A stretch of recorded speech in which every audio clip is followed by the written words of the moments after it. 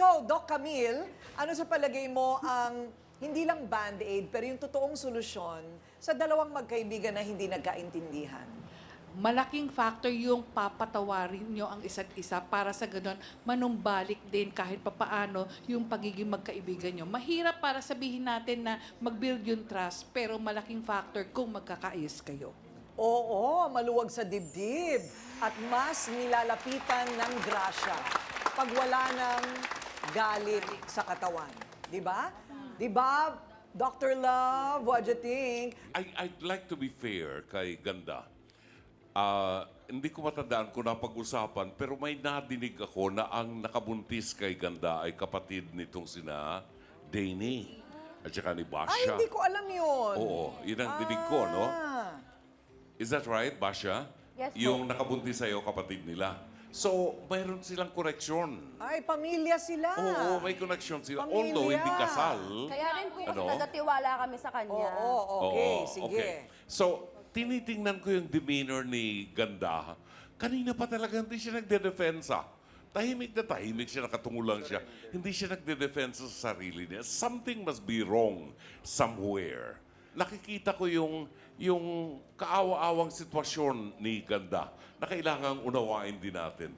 Pero Ganda, naunawaan ko na maaaring naghahanap ka rin ng atensyon at posible na unconsciously nagfa-flirt ka dito sa lalaking ito dahil nakita mo siguro yung pagtingin niya kay Danny, no?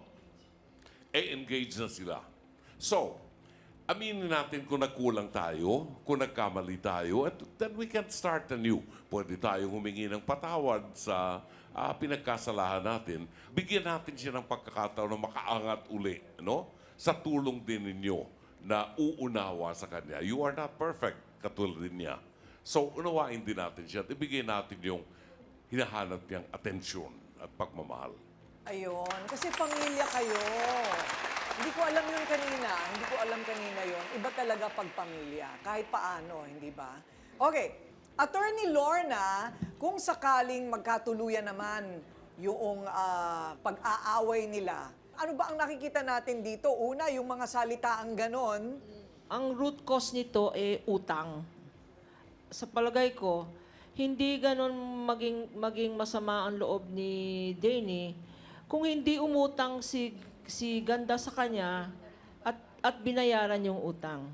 So, doon nagsisimula. So, lahat ng ginagawa niya, nakokolor ng kanyang, ba't ka ganyan? Umutang ka, hindi mo naman binabayaran, lalo na engaged kayo, kailangan nyo ng pera. So, lahat, wala nang magandang magawa si Ganda in your eyes.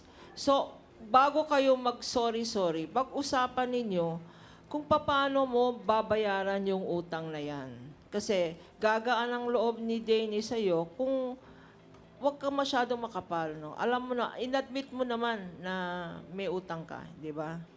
Ngayon, yung sa ebidensya, palagay ko, bigyan natin ng good faith si Ganda. Kasi kung kunyari sa inuman, ako, pag inuman, kasama kong uminom mga lalaki, hindi mga babae. Kasi mas masarap kainuman ang mga lalaki kaysa babae, di ba? Mga babae, pinag-uusapan, mga boyfriend. Mga lalaki, ibang pinag-uusapan. So, doon na ako sa lalaki. So, yung pinakitang video, hindi ebidensya yon. Yung chat naman, kung isa lang chat, hindi rin ebidensya yon. Ang tinatawag doon, ang kailangan either eyewitness, nakita mo, or circumstantial, maraming chat. Sabi nga ni Tuesday, hindi lang yung micro-cheating, yung pag 100 na saan ka, sinong kasama mo, magsama tayo, ayun, magduda ka na, Pero ikaw, Danny, maganda ka. So, dapat bumalik yung self-confidence mo. Ha? Huwag kang magdududa, kasi ang foundation ng marriage, trust. Paano yung verbal exchanges nila? Ang tindi. Matindi rin, pero Oo. defense, offense. Offense, defense. No? Pareho silang may kasalanan. Pareho silang may kasalanan. So, baliwala yun. Salita lang yun. Pero yung utang, pera yun. Kailangan nila ng pera at dapat bayaran mo yan. Para magkaroon kayo ng good relationship at ma-restore yung trust ni Dennis sa'yo. Ayan. Okay, thank you, Attorney Lorna, sa ating trio tagapayo.